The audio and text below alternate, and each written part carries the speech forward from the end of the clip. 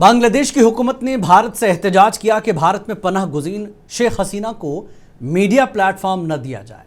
भारत में 15 माह से मुकीम शेख हसीना ने भारतीय मीडिया को इंटरव्यूज़ में कहा कि वो वापस जाना चाहती हैं, मगर बांग्लादेश में आज़ाद और शफाफ इंतखाबात की शर्त पर।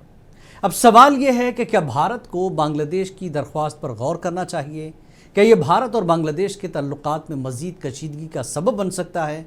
दोनों ममालिक के लिए मामला हसास है और भारत ने जिस तरह से शेख हसीना को यहाँ पनाह दी है, बांग्लादेश में अवामी सतह पर गलत पैगाम ज़रूर गया है कि भारत शेख हसीना को सपोर्ट कर रहा है, बांग्लादेश की आवाम को नहीं।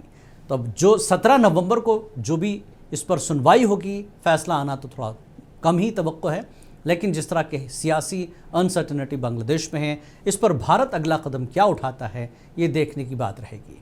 बहरहाल कमेंट्स में अपनी राय ज़रूर दें और बाखबर रहने के लिए देखें आलमी मंजर नामे पर खुसूसी पेशकश बियॉन्ड बॉर्डर्स रोज़ाना रात 9:30 बजे सिर्फ मुनसिफ टीवी पर। मुनसिफ टीवी को लाइक, शेयर और सब्सक्राइब करना न भूलें।